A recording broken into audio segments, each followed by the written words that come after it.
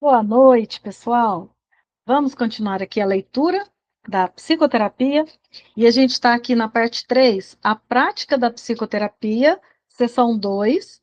A psicoterapia é uma profissão? Parágrafo 1. Estritamente falando, a resposta é não. Como poderia uma profissão separada ser aquela na qual todos estão engajados? E olha como ele fala, né? Estritamente falando, ó, a resposta é não. Porque a psicoterapia, como profissão, não estaria no que a gente tem falado aqui, né? Como ela é algo universal. A gente pratica com todos, né? Então, estritamente não. Então, e como poder-se-ia colocar limites numa interação na qual cada um é tanto o paciente quanto o terapeuta em todos os relacionamentos nos quais entra, assim como nós já falamos também, né? Então, todos nós somos tanto terapeutas como pacientes nos nossos relacionamentos aqui entre no serviço, em casa, né, na rua. Então, todos os relacionamentos que a gente passa aqui, nós somos tanto pacientes quanto terapeutas. Todos a gente tem alguma coisa para aprender, né? Contudo, falando em termos práticos, ainda pode ser dito que existem aqueles que se devotam primariamente à cura, de uma forma ou de outra, como sua função principal. Então, aqui ele fala que pode ser, né, que as pessoas trabalhem com isso também. Não é que todos aqui são terapeutas e pacientes, mas tem aqueles que têm isso como uma profissão mesmo. E é para eles que um grande número de pessoas se volta em busca de ajuda. Então, os terapeutas são aqueles que nós, quando estamos ali muito confusos, né, da nossa realidade, a gente vai para eles, né, para os psicólogos, psicanalistas, psiquiatras, terapeutas holísticos, né? A gente vai procurando aqui uma saída, né, quando a gente está ali muito perdido aqui na nossa separação, né, achando que a gente é esse corpo. Isso, com efeito, é a prática da terapia. Esses são, portanto, curadores oficialmente, ele coloca entre parênteses, né? Oficialmente, porque na verdade todos somos, né, curadores de nós mesmos, do nosso próximo,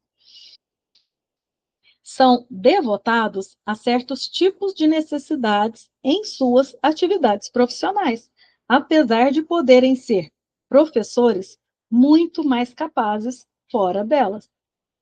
Essas pessoas não precisam de regras especiais, é claro, mas podem ser chamadas a usar aplicações especiais dos princípios gerais da cura. Então, né, essas pessoas, muitos que trabalham com isso, gente, muitas vezes não têm, aliás, na maioria das vezes que a gente vê aqui, né, eles não têm um conhecimento de unicidade.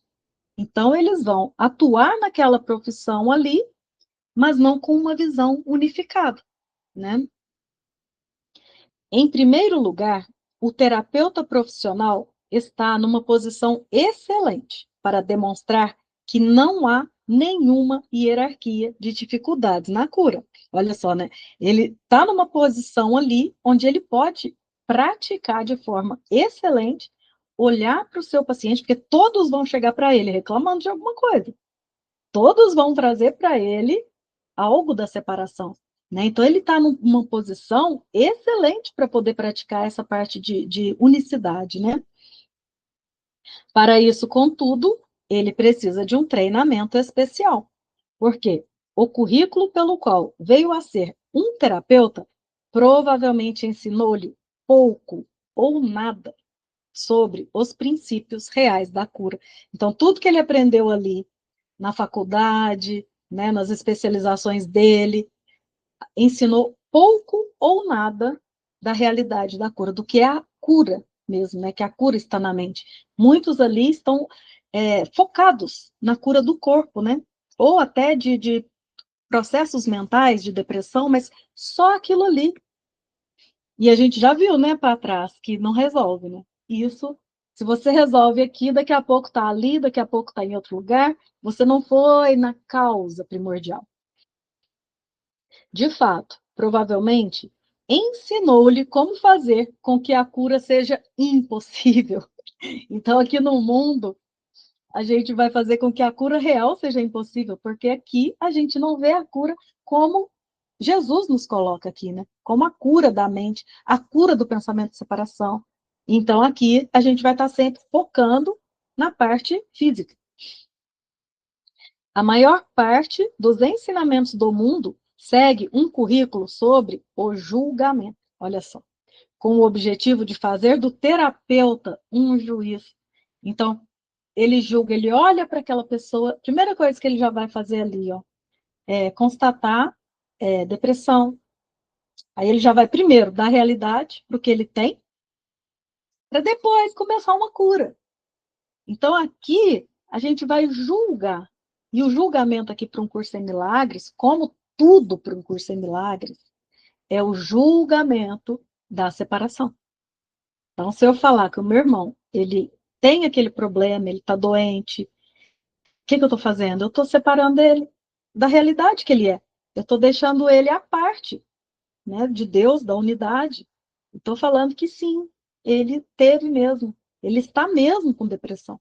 Então agora ele vem a mim, porque eu tenho vários diplomas, e eu vou ajudá-lo a curar a depressão. Então, assim, gente, aqui é tudo invertido, né?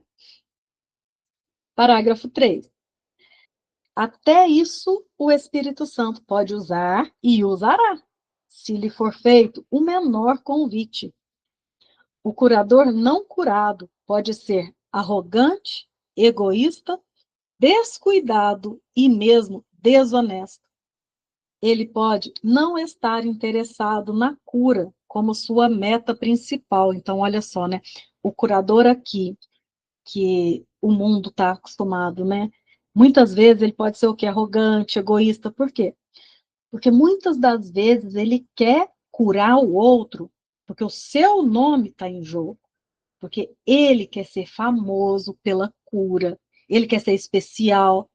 Então, no mundo, eles não estão tão interessados na cura real como a sua meta principal. Ele está mais interessado no que os outros vão falar dele, se ele não conseguir curar os pacientes, do que na cura real, né?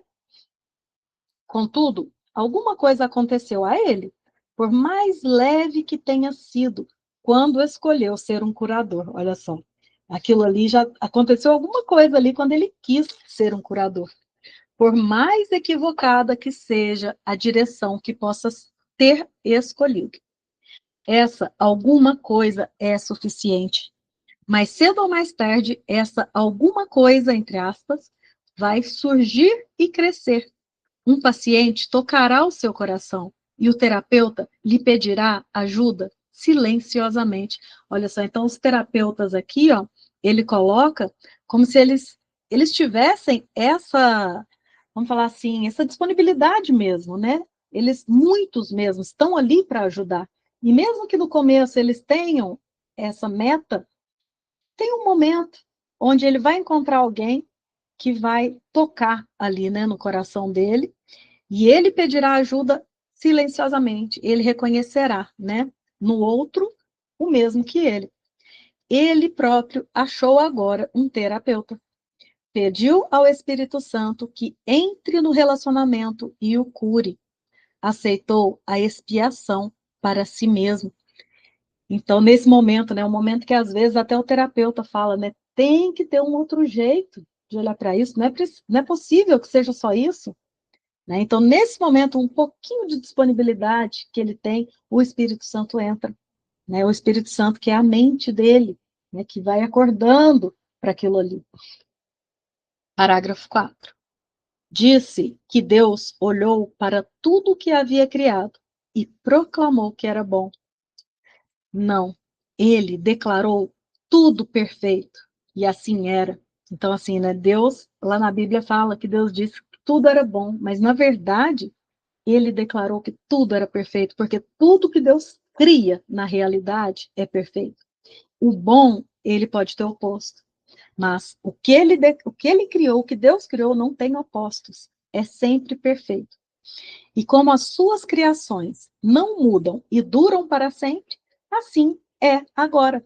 Então, nós, né, agora, nesse instante, como a criação de Deus é a mesma, nunca mudou, agora nós já somos isso. E o terapeuta que reconhece isso, daí começa a cura.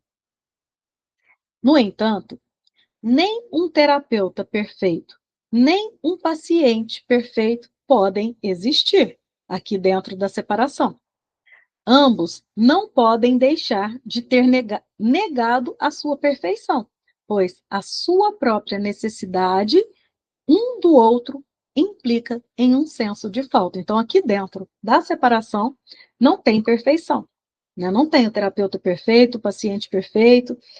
Nesse momento que um está precisando do outro, já viu que tem falta. Então, se eu preciso do outro aqui, porque eu me sinto mal, eu preciso de um outro para me ajudar, eu já estou em falta. Então, não é a perfeição de Deus, não é o filho que ele fala aqui que ele criou para sempre perfeito. Um relacionamento de pessoa para pessoa não é, agora ele põe em letra maiúscula, ó, um relacionamento. Então, um relacionamento de um para o outro, dois, onde eu enxergo o outro separado de mim, não é um relacionamento uno.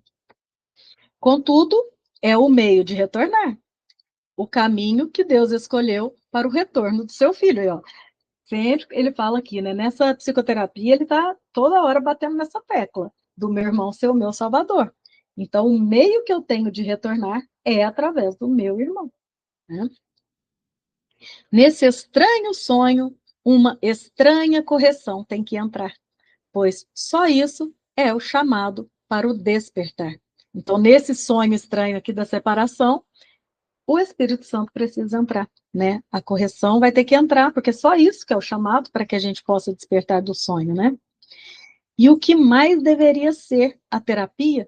Olha só, né? O que mais? A terapia só poderia ser isso, acordar do sonho e não melhorar o meu corpo, melhorar os problemas que eu tenho nessa vida, né? Acorda e fica contente, pois todos os teus pecados foram perdoados, né? Isso daqui que Jesus falava quando ele curava, né?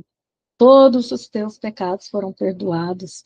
E quando a gente acorda, né, desperta desse sonho, a gente vê que não houve pecado, porque, como ele falou ali em cima, ele declarou tudo perfeito, e tudo já é perfeito agora. Né? Então, todos os nossos pecados, quando a gente acorda e percebe que não houve separação, é um clique. Os nossos pecados foram perdoados. Essa é a única mensagem que quaisquer duas pessoas jamais deveriam dar uma outra. Então, quando ele usa esse jamais aqui, né, é porque ele está falando aqui desse sonho que nunca existiu. Então, essa é a única mensagem que duas pessoas deveriam dar uma à outra. Então, quando eu olho para você, você olha para mim, eu já olho para você assim: os seus pecados estão perdoados, meu irmão. Eu já te vejo assim como eu sou, na perfeição da unidade. Já pensou fazer esse exercício o tempo todo? Olhar para o outro e já falar: nossa, nossos pecados já estão perdoados, eu te perdoo, assim como me perdoo. Olhar para tudo e para todos, fazendo essa declaração. Então, essa é a única mensagem, né, que a gente deveria fazer, igual ele diz aqui. 5. Alguma coisa boa tem que vir de todos os encontros de paciente e terapeuta. E essa coisa boa é guardada para ambos, para o dia em que possam reconhecer que só isso era real em seu relacionamento.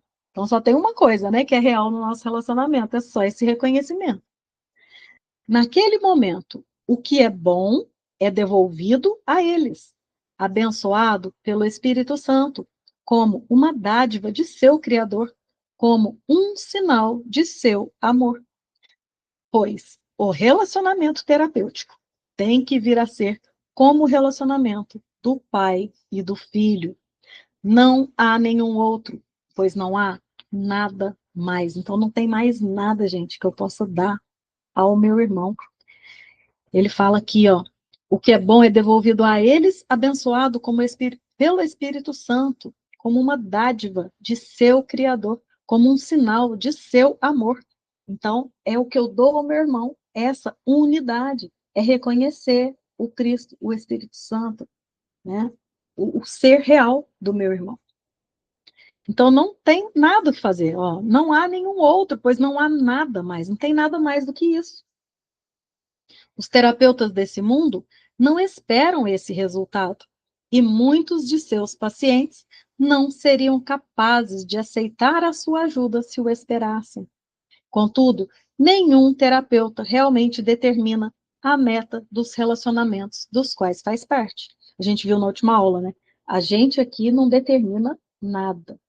Se a gente quiser determinar por nós mesmos, aí vai sair algo controlado pela separação. Aqui a gente não faz nada, nós somos só canais. A sua compreensão começa reconhecendo isso e depois segue adiante a partir daí. Então é isso, gente. Ó, o terapeuta aqui, quando ele começa a perceber que ele não faz nada de si mesmo, é aí que vai começar. Aí ele colocou, a sua compreensão começa reconhecendo isso. E depois segue adiante. 6. É no instante em que o terapeuta esquece de julgar, ó, de novo ele veio com o julgar. É no instante em que o terapeuta esquece de julgar o paciente que a cura ocorre. Então, gente, quando a gente está inconsciente da nossa realidade mesmo, né? A gente acha que a gente vai fazer alguma coisa mesmo pelo outro. A gente acha que somos nós mesmos que vamos fazer. Por quê? Como eu falei lá atrás, né? Porque o julgamento me diz que o outro precisa muito de mim. Então, só na hora que eu parar, ó, na hora que o terapeuta esquece de julgar o paciente, que a cura ocorre. Em alguns relacionamentos, esse ponto nunca é atingido. Olha só, em alguns relacionamentos, algumas terapias aqui do mundo, esse ponto nunca é atingido. Apesar de que tanto o paciente quanto o terapeuta possam ter mudado seus sonhos no processo. Então, muitas vezes acontecem sonhos de cura, né? Mas dali a pouco volta. Só que acontecem.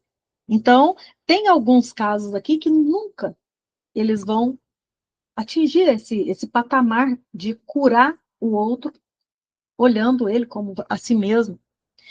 No entanto, não será o mesmo sonho para ambos. E assim, não é o sonho do perdão, no qual ambos algum dia irão despertar. Então, essa terapia, onde não reconhece essa unidade, não é o sonho do perdão. Mas aqui ele fala, né? O sonho do perdão, algum dia todos teremos que despertar desse sonho, né? O que é bom é guardado, de fato, é valorizado, mas apenas se ganhou um pouco de tempo. Os novos sonhos irão perder o seu apelo temporário e virão a ser sonhos de medo, olha só, né? Quando a gente quando essa cura não é real, né? Então ele coloca: os novos sonhos irão perder o seu apelo temporário e virão a ser sonhos de medo, porque os medos voltam se a cura não foi verdadeira, que é o conteúdo de todos os sonhos, né? Aqui no mundo, todos os nossos sonhos aqui são sonhos de medo, né? Todavia, nenhum paciente pode aceitar mais do que está pronto para receber, e nenhum terapeuta pode oferecer mais do que acredita que tem. E assim, há lugar para todos os relacionamentos nesse mundo, e eles trarão tanto bem quanto cada um puder aceitar e usar. Então, aqui, gente, olha só, todos os relacionamentos aqui, ó, ele fala assim, ó, nenhum paciente pode aceitar mais do que está pronto para receber, nenhum terapeuta pode oferecer mais do que acredita que tem. Então, assim, todos estão no lugar onde deveriam estar. Cada um precisou daquele outro para estar naquela situação, naquele local. E assim, há lugar para todos os relacionamentos nesse mundo. Tudo aqui é válido. E eles estarão tanto bem quanto cada um puder aceitar e usar. Então, o que cada um tiver pronto para receber naquele momento é o que ele vai ter. E no final, como ele fala aqui atrás, né? Que ele fala do perdão, ó, no qual ambos algum dia irão despertar. Então, assim, no final, sempre vamos chegar no mesmo lugar. Tá? Às vezes nós vamos enrolar alguns casos, mas o perdão tem que ser, porque como não teve separação, não houve separação, o perdão tem que ser para cada fragmento, ele vai acontecer. A gente pode adiar, né? Mas ele vai acontecer. 7. Contudo, quando o julgamento cessa, acontece a cura. Porque só então pode ser compreendido que não há nenhuma hierarquia de dificuldades na cura. Então, quando eu paro de julgar que esse meu irmão aqui, ele tem um problema que é maior do que aquele ali, que é maior do que o outro, que uma dor de cabeça é bem mais leve do que um câncer para cura, né? Na cura da mente, gente, é tudo a mesma coisa. Batida no meu dedão do pé é a mesma coisa. Tudo vai representar separação. A intensidade aqui somos nós que damos, aqui na separação. Mas, na realidade, quando a gente para de julgar, aí que vai acontecer a cura. Aí não tem mais níveis, né? Essa é uma compreensão necessária para o curador curado. Então, aquele que é o curador curado, ele tem que ver, tem que saber disso, que não tem dificuldades, hierarquias, como ele fala lá nos princípios dos milagres, né? Não tem graus de dificuldades em milagres. Ele aprendeu que não é mais fácil despertar um irmão de um sonho do que de outro. Os sonhos são todos o mesmo. Nenhum terapeuta profissional pode manter essa compreensão em sua mente de modo consistente. E aqui ele está falando dos terapeutas profissionais, aqueles que trabalham com isso, né? Então, nenhum terapeuta profissional, mas que não tenha a mente curada, né?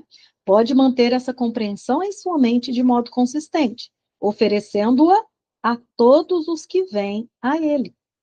Há alguns nesse mundo que chegaram muito perto, mas não aceitaram a dádiva inteiramente. Olha só que interessante isso aqui, ó. Depois eu vou voltar e ler de novo. Há alguns nesse mundo que chegaram muito perto, mas não aceitaram a dádiva inteiramente para ficar e deixar que a sua compreensão permanecesse sobre a terra até o fim dos tempos. Então vamos voltar aqui. Primeiro, ele fala que nenhum terapeuta profissional pode manter essa compreensão em sua mente de modo consistente. E aqui ele falando dos terapeutas que não curaram a sua mente. Já tem alguns nesse mundo que chegaram muito perto, só que eles não aceitaram a dádiva completa, sabe por quê? Para ficar e deixar que a sua compreensão permanecesse sobre a terra até o fim dos tempos. Assim como Jesus. Jesus entendeu tudo, compreendeu tudo, mas ele não aceitou a dádiva completa, por quê? Porque todos precisam voltar. Todos têm que se lembrar. Então ele está aí para nos relembrar. É como se, como que fala assim, né, que Jesus espera todos, né, para poder unificar. É um modo de dizer, né, gente? Mas ele fala aqui que ele deixa a sua compreensão permanecer sobre a terra até o fim dos tempos. Ele está aqui para ensinar o que ele viveu até o fim dos tempos, até todos falarem, realmente não é, não é, não houve. Ai, ai, coisa linda. Dificilmente poderiam ser chamados de terapeutas profissionais. Então, assim, esses, não só Jesus, aqui a gente dá o exemplo de Jesus, né, mas são todos aqueles que reconheceram, né, a unidade. Dificilmente eles poderiam ser chamados de terapeutas profissionais, porque, na verdade, eles são os santos de Deus. Eles são os salvadores do mundo. Então, esses que despertaram mesmo do sonho, mas estão aguardando, como se fosse aguardando mesmo. Cada consciência reconhecer isso através do seu exemplo. A sua imagem permanece porque escolheram que seja assim. Eles tomam o lugar de outras imagens e ajudam com sonhos benignos. Então, eles tornam aqui os nossos exemplos para que a gente siga. Né? Aqui a gente fala, né, do caminho de Jesus, que ele deixou a mensagem para que a gente siga e seja como ele, né, os santos de Deus, os que reconheceram a unidade, e não como só um terapeuta profissional, mas aquele que reconheceu a unidade. 8. Uma vez que o terapeuta profissional tenha compreendido que as mentes são unidas, ele também pode reconhecer que a existência de uma hierarquia de dificuldades na cura é sem significado, igual a gente falou ali para trás, né? Contudo, muito antes de chegar a isso no tempo, ele pode ir em direção a isso. Olha só, né? Como a gente falou na escada da oração, né? Então, antes de chegar nisso no tempo, ele pode ir em direção a isso. Ele vai subindo os degraus, né? Muitos instantes santos podem ser seus ao longo do caminho. Uma meta marca o fim de uma jornada, não o começo. E, à medida que cada meta é atingida, outra pode ser vagamente vista na sua frente. E é assim que a gente vai subindo degrauzinho por degrauzinho, né? Muitos terapeutas profissionais ainda estão bem no começo do estágio inicial da primeira jornada. Então, muitos de nós estão só começando nesse caminho. Mesmo aqueles que começaram a compreender o que tem que fazer, ainda podem se opor a dar partida. Às vezes a gente ainda encontra algumas resistências, volta para trás, desce uns degrauzinhos, para depois continuar de novo, né? Todavia, todas as leis da cura podem pertencer a eles em apenas um instante. É só um instantezinho que a gente quiser, a gente já retorna para o caminho, para o degrauzinho que a gente está. A jornada não é longa, exceto em sonhos. Então, aqui no sonho, a gente vai só desfazendo o que ele falou ali, né? O medo, que é o conteúdo de todos os sonhos. A gente vai desfazendo esse medo, vai retirando as barreiras, cada degrauzinho que a gente vai subindo, a gente vai retirando uma barreira que nos atrapalha de reconhecer isso, né? 9. O terapeuta profissional tem uma vantagem que pode economizar muito tempo se for usada de forma apropriada. Ele escolheu uma estrada na qual a grande tentação de usar o seu papel equivocadamente, olha só, né?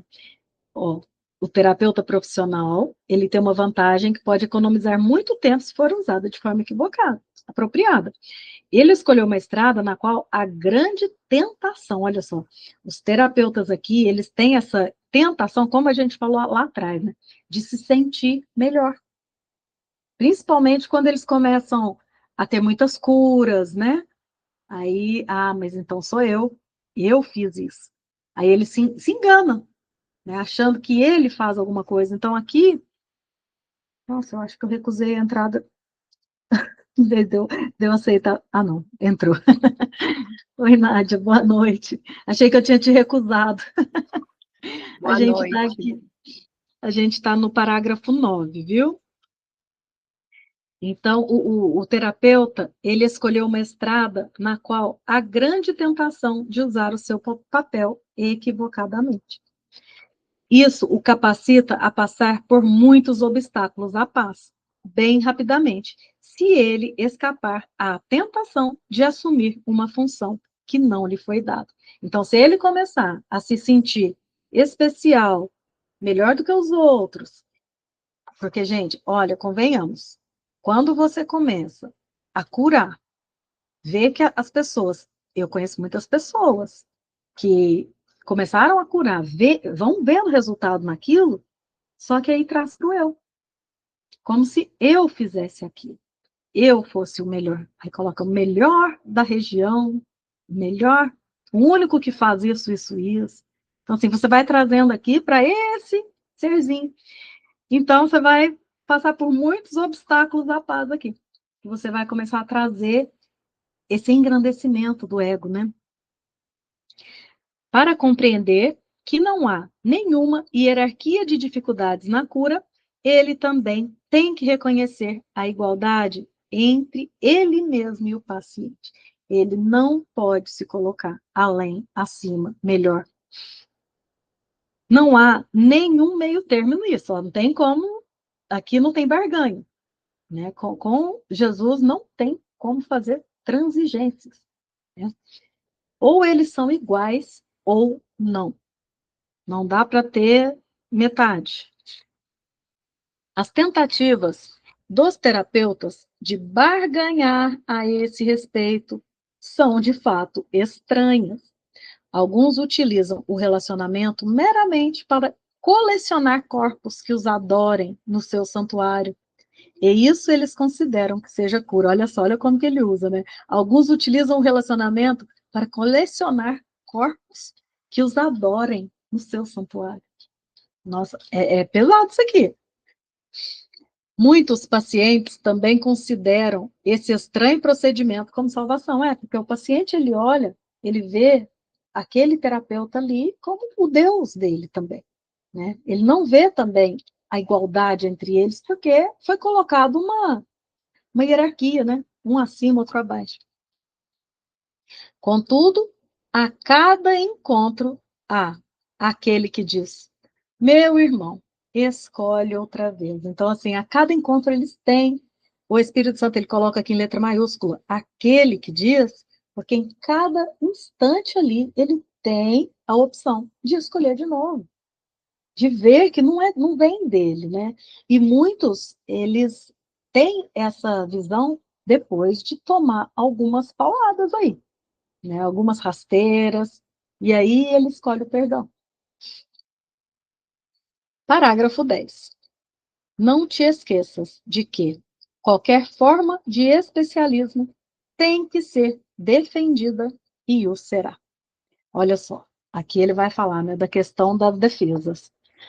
O terapeuta sem defesas tem a força de Deus consigo, mas o terapeuta defensivo perdeu de vista a fonte da sua salvação. Então, o que que ele defende aqui, né? Ele defende as diferenças, defende a separação, defende, às vezes, uma ideia, né? Uma ideia de que, para ele, aquilo é certo. Então, às vezes, ele coloca no paciente isso. Aí, às vezes, o paciente ou aquilo, vamos falar só de paciente, né? Lembra, semana passada eu trouxe uma coisa que acontece no dia a dia, né? Você está com uma pessoa ali e você quer ter razão. E você quer defender as suas crenças. Aí você entra na defensividade. E aqui ele fala, né? O terapeuta sem defesas tem a força de Deus, mas o terapeuta defensivo perdeu de vista a fonte da sua salvação. Ele não vê e ele não ouve. Porque quando a gente defende os nossos pontos, a gente perde completamente o ouvido e a audição, porque você só olha para aquilo que o ego seu, as suas crenças, aquilo que você aprendeu, você só olha para aquilo. Então, a visão sua fica completamente turva. E a audição também. Você nem vai ouvir o que o outro está te falando. Porque enquanto ele fala, você está pensando o que eu penso sobre o que ele está falando para mim. Então, você nem ouve o seu paciente. Então, muitas vezes, quando ele é defensivo, é isso que acontece, né? Como então pode ele ensinar?